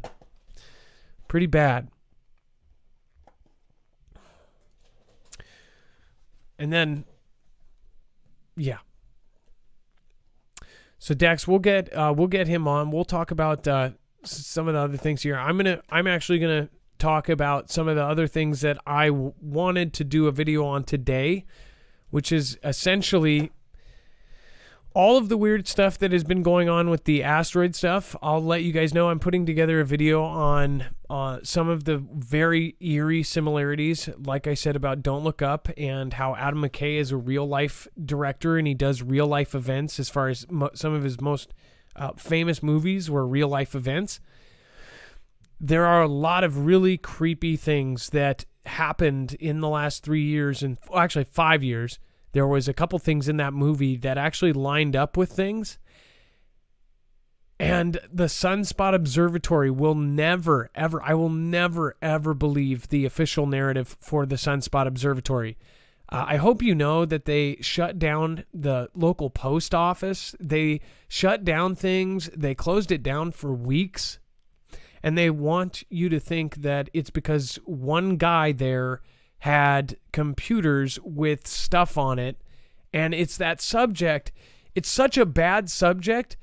Think about this. When they don't want you to talk about something, you put that on it. It's about that the guy had pictures of the same thing we showed the shoes a second ago. Pictures of the things that fill those shoes on his computer. You can't even talk about that at work. So nobody's going to be sitting at the water cooler talking about Sunspot Observatory shutting down because they're not going to even talk about that subject. It's so taboo that most people are not going to be able to talk about it. And guess what? That means it's not going to spread like wildfire and everybody's not going to be talking about it. Unfortunately, the internet is a different spot because everybody talked about it. People went there live. I think DeFango went there and actually walked around. People went there with drones, and it was like a ghost town. They closed down the actual houses around it. They went house to house asking questions. They went in there with I want to say Black Hawk helicopters, not Apaches. Some said Apaches, but the other ones that were like confirmed were at least one Black Hawk. They went in there with Black Hawks and SWAT and all of this stuff for one dude running a solar observatory. I'm sorry, I don't believe it. And then all of a sudden, we had all of these weird asteroid missions. Hayabusa, OSIRIS-REx, all of these things. And now we have this new one that's called Pulverize It. We've got drills going on with FEMA in New York. There are some of you that actually, you are on the same page, where you've talked about how we are possibly going through a debris field. Also, debris cleanup from a Class 2 gas giant. That's what went across the desk of one of our Foogle fam members that was doing auditing for the government. The one thing that we did verify, we couldn't verify the Class 2 gas giant or the papers she saw because she couldn't actually give us those papers. But she verified her position and what she did and how high of a position she was in. So that freaks me out. That they are clearing things and they basically follow the money. They're doing these auditing purposes, and things went across their desk for basically space debris cleanup from a Class 2 gas giant. And it was so much money. It said more money than the world has. So what is really happening? It makes you think that maybe everything has something behind it. Like everything. Or maybe the things that are happening right now are because of something else. The things that happened over the last 3 years, and again, if you look at the things that haven't been released, like certain rates of people here or not here, those have not been released. All of that, the mass fatality tracking system, all these different things that they've come up with, the broadband, Operation Starfall, all of these different operations. Elon Musk trying to go to Mars, trying to get to once. Now they're up to one a week. These launches, nine launches in the last 9 weeks. Remember, just a few months ago, he said, if we don't get to a launch every 3 weeks, we're going to go bankrupt. Now they've done 9 launches in 9 weeks. What is really happening? That's my only question. I'm still going to ask questions. You guys know my thoughts on it. Dex, can you get them on, or is it? Oh yeah, we're ready. Okay, I'll get them on now if you're ready. Right. Hang on. All right, so we've got Rob Meister talking about the gas situation and stations reporting insufficient funds. What is going on, Rob Meister? What is happening? Yeah, can you hear me? Yep, we can all hear you. Hello? Awesome. So the crazy thing is I saw your video just a few hours ago about how your gas was stolen. And, I was like thinking, well, I need to fill up my tank myself. I got to, get to work, and I'm on E. I've been, pretty much, driving on fumes the last few days, and was hoping that the gas prices would go down a little bit before I filled up, but got talking to my wife, and she told me that she heard from somebody else, I have no idea if this is true, but gas is going to go up 40 cents tomorrow. So I go, okay, well, I better go get gas now. It's around 9 o'clock at night. I go up to the gas station. I live in Missouri, a small rural area. There's literally only one gas station in my town. And so anyways, I've done this a million times, put your card in and, fill up your tank. Well, this particular time tonight, it said the pump itself said insufficient funds, try lower amount. And I was like, okay, so I tried it again. The same exact thing happened, which was odd. I had just talked to my wife. We had money in the account. So I called her again. I was like, hey, are you sure that we have money in the account? Maybe we got frauded. She assures me she looks up all of our banking information. No, we've got plenty of money in the account. So I go inside and decide to talk to the teller. Well, I say, I've got money in my account. I don't understand what's going on. Well, he informs me that lately that's been happening to a lot of people, and that basically he had one guy that called his bank to notify them of the problem, and they told him that their policy has changed. I don't know what bank he banks with. I'm not gonna. I would rather not tell you my bank, but that's okay. Don't worry. Anyways, okay. Their policy has changed, and I never went to call my bank, but he's saying that this guy told him that their policies have changed, and unless they have $1,000 in their account, they have to prepay at the pump. So I don't know if that's going on in other places of the country, but that just happened to me tonight. And so I had to prepay. I had to go inside and prepay. So strange times, brother. Wait a second. And you said, did I hear that right? In that with certain banks, you may have to have $1,000 in the bank. Otherwise, you might have to prepay inside. Yes. I'm thinking. I started thinking. Why would they do that? I know why. So, and by the way, we have, and I'm sure most of you have done this. I'm pretty sure everybody's done this. When you have like $6 in the bank, and a lot of the pumps were set up, I've had $5 or $6 in the bank, and even if you have $1, most of them would do it. When you are just down to that last few dollars, you can use your card at the pump, and it will allow you to fill up your tank. I've done it, and it does go negative. It draws your account negative, but it will do it. Maybe they did that because they know coming up, so many people they set it that high because people are filling up. Oh my gosh! Because they foresee somebody who has $1 in their bank pumping and just nonstop pumping barrels. Barrels and then selling it, right? That's what I was thinking. I was thinking maybe there's some type of scam where somebody is opening bank accounts and then going to the pump real quick and filling up as many cars as possible, or however they're doing it, and then trying to sell it or whatever before the bank finds out. But a little side note is I've banked with my bank for over 8 years. I've never been overdrafted not even once.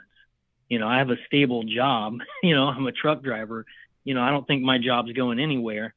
I get paid every single week on the button. So, it's crazy. It's crazy. I feel like, I've been just lumped into some category with everybody else, even though I work and have a good job. It's like, wow. I mean, I don't know where the checks and balances are. I'm not somebody that just made a account overnight. Yeah, basically you are a good customer. You've never had any bad things. So what they do the same thing with us too at Bank of America. If you go to Target, you buy something, and then go in a second later to buy a soda that you forget, and they mark it and they go, you don't normally go to Target twice. They watch everything that we do. My friend who owns a business who does arbitrage, he'll buy toys and things like this. His credit cards, I was with him and I went in with him. He had to use 4 cards. It declined him on 4 cards because he bought my stuff. He bought me a couple sodas, and then he bought me this it was like a Yoda thing that we saw. And I said, "Hey, my wallet's out in the car. Will you get this?" Well, because he bought something that normally he doesn't buy, all 3 of his credit cards knew that wasn't his normal buying patterns. And I'm sure many of you in the chat know this too. It even does the math on how you travel. So for example, this was a crazy thing. The Gumball 3000, if you don't know what that race is, it's where these people in supercars, celebrities, all sorts of people, they drive across the country, 3,000 miles, and it's totally illegal, but it's like celebrities and all these people do it. Somebody was in that, and their credit card company would not let them buy anything and shut their account and wouldn't let them do anything because they said there's no way even if you took a plane, that you traveled from here to here in that short of amount of time. And it was because the guy was going 200 miles, and the bank even keeps track of where your location is, what you're doing, how fast you're traveling, and they froze their accounts because of that. So just think about the level with everything that's coming, with all of the rising prices, with hyperinflation, with the regular inflation for now, all of this on top of the kind of draconian watching and monitoring that they're doing. This is scary. I think a lot of us are going to be left out in the cold. This is why preppers prep. Yeah. I've been prepping ever since COVID and or the CV. I'm sorry. Yeah, it's all right. Everybody just went like this. Whoosh. Whoosh. But yeah, that's my bad. I know that you're terms good. that you got to abide by, the algorithm. Anyways, I'm totally sorry for that. It just it just seems so natural just to say it. It's fine. It's fine. Yeah, I mean, I've been doing my preps and I mean, I think that at this point, whatever's going to happen is going to happen. We all just need to buckle down and hunker down and pray. I mean, really, this country, we all need to pray. We've got a lot of people that just are going to have a lot of hard times, and we also got to help our neighbors as much as we can. Well, I agree with you, Rob. And Rob, thank you so much for calling in, and that is just crazy. Maybe we'll look in. I want to look into it. I don't want to. You must have a very specific kind of, credit union or something like that. So I get why you don't want to tell people. But I will look into just in general all of the different banks and if there's any changes, because that could mean something bigger, Rob. That could be policy changes. That could mean something is coming. So thank you. That's what I ended up coming back and talk to my wife about it, and she was like, "Well, man, that's very frightening." Like who knows what there's something going on. I would guess. I can't imagine. I would guess that people are going to put their card in and then, have people pay them cash, like, hey, give me $50 and I'll fill your tank, and then have 6, 7, 8 cars go through or something, right? And then call the next day and go, oh, I lost my card or it wasn't me, right? Because I could see there's probably some type of scam. There's got to be something. There's got to be a scam involved. People are scamming everything. Every time I go to Target now, there's somebody trying to sell me a bed set in a cart that they literally just walked out with, and they're like, "Hey, do you need a bed set?" And I'm like, "No. Why steal a bed set? Most people have that. At least something that I don't already have." Gosh. Well, thank you, man, and I appreciate Rob Meister. We're definitely at the very end. Definitely. Thank you so much of the world and the show. Thank you.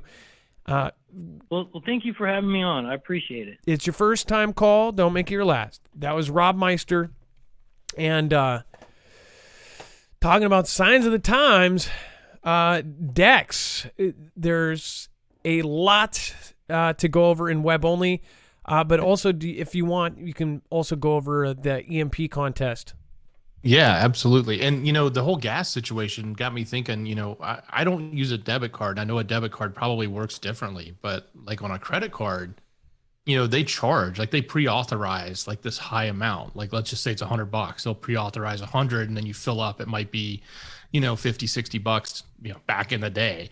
I wonder if it's all of these changes are going in because of these prices are just skyrocketing. The formulations and the calculations that the banking systems have, is just getting monkeyed with to try to accommodate, like you said, so people don't buy something they don't actually have money for. But I don't know what system it is, but we would have $1.50 in the bank account and we'd be able to fill our tank. And we know that, it's always on the last day before you get paid or something. And yeah, I've been there a million times. Because that system, Adam, that system is used by criminals, because when they would steal someone's wallet, they would take all the cards and run them by a gas station. If they swiped it, they knew the gas station would authorize $1 or $3, something tiny, and they knew that the card was good. If it got approval, they wouldn't necessarily buy the gas. They would just see if it would get approval, and then they would be able to go take the card into a store and buy something. That was a common tactic, I guess, for criminals, was that, like you said, that low charge. So it'd charge $1 and then you'd buy $100 worth of gas, and then it would settle up later. Huh. It's weird. But anyway, hey, that's the banker's problem. Unfortunately, it's also our problem, because we have to deal with their crazy rules that they set up and how they want us to use their system. So before you do that, I do want to remind people this is a good time to point this out. We were going to do the energy stuff tomorrow, but as far as energy goes, this is another reason why to do solar, because solar does not require gas.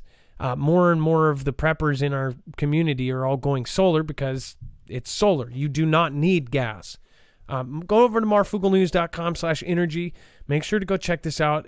You do right now. There is a waiting list to get one, and this is one of the most sought after generators out there. Again, this whole show is run on one Flex 1500. All 2 power bars, all of my music gear, my lights, which they are LED, but I haven't had to do anything for 2 days now. And all my router, so we never lose our show. This is, more importantly, it's expandable, up to 96 batteries.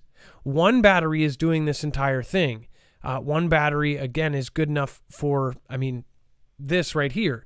But if you wanted to extend all of those hours, you can get another battery and another and another and another. You could make a wall out of batteries with just one Flex 1500. So there is, and then again, you can also mod it. It's modular. They actually work so they can be stacked.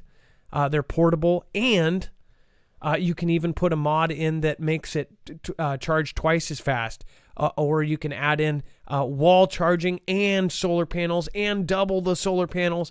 There's all sorts of cool things you can do, including low power appliances you can plug into it.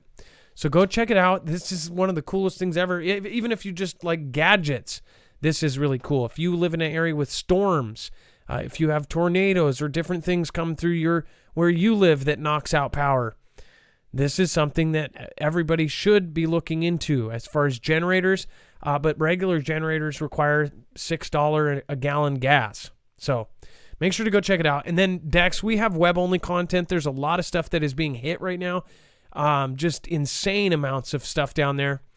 If you want to go over that now.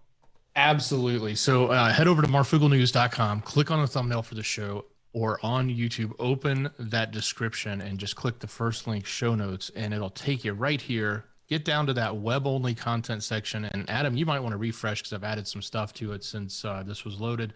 And you will see the rest of the story, including, even some hot topics that we know are a lot of people are wanting to talk about, but we can't. They're just too hot for TV right now. So the first couple of things that are going to come up there, including a video coming right out of our Congress, as well as a comment from a pretty popular Twitter, but his comment is almost ironic the way this situation, it really does set up the situation that we're dealing with around this topic, where you got one person saying one thing and another person saying another thing. And, people like us, if we even try to talk about this, we're going to get hit. So we avoid, that's what this section's about. If there's content that's just too hot for TV or being, picked on with the media or with the powers that be, so to speak, this is where it's going to fall into. So go down, make sure you're checking it out, because if there's stuff we can't talk about, it will be there. Also, there's going to be stuff a little far to one side or the other when it comes to the political spectrum. The political news typically falls into this category.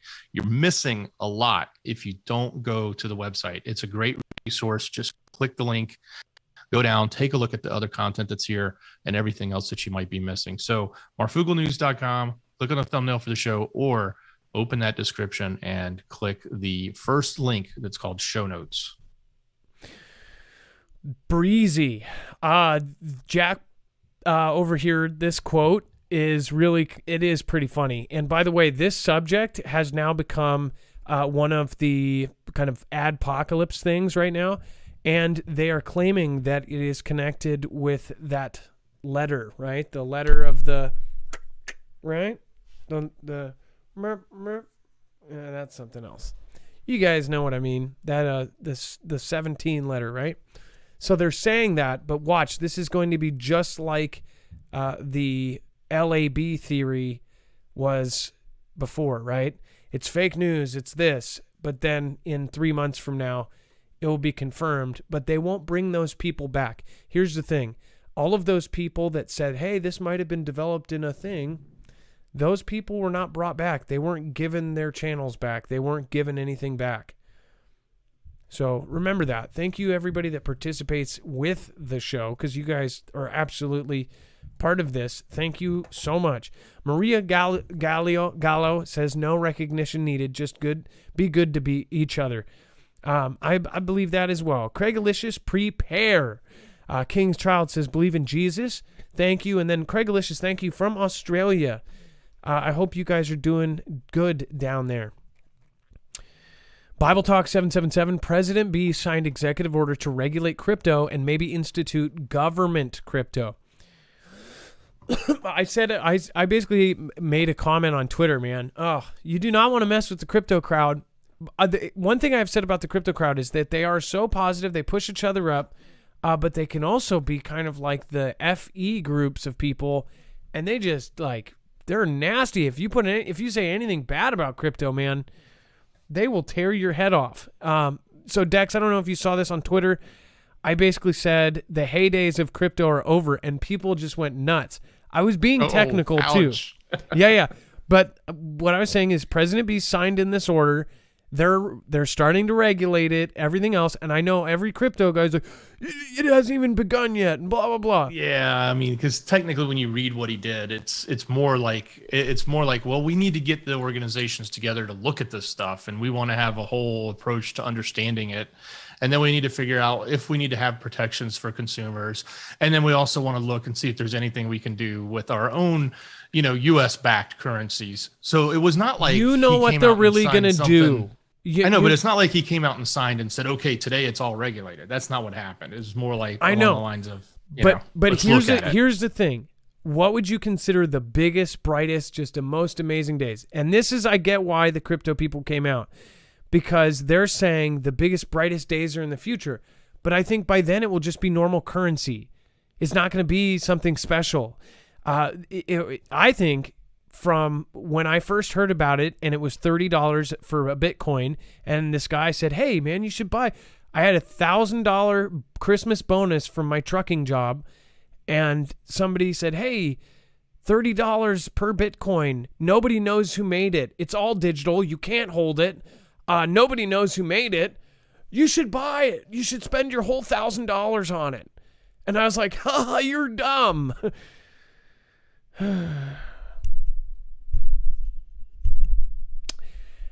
But that same thing, I think that was the heydays, is when people did go into it, and then it just to the moon, Alice, So I think those were the heydays, and when it was new and special.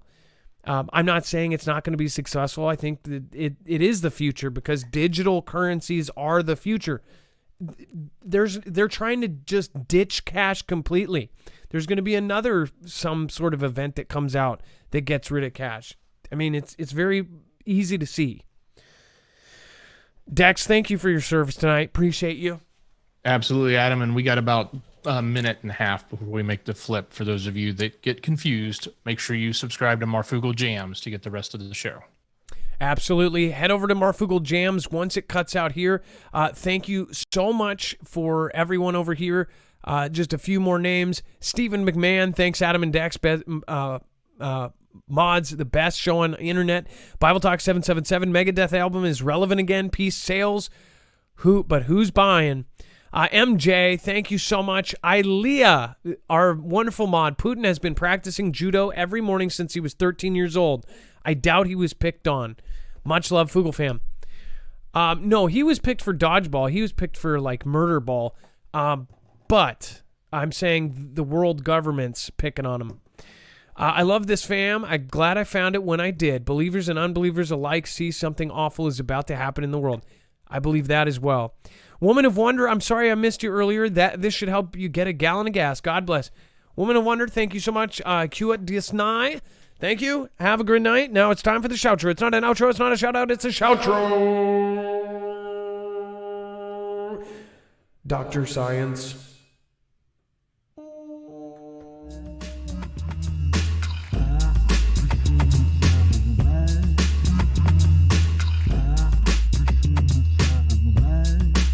By the way, Dr. Science, I'm sorry I missed you as well. Be Real Beast, thank you for the early on support.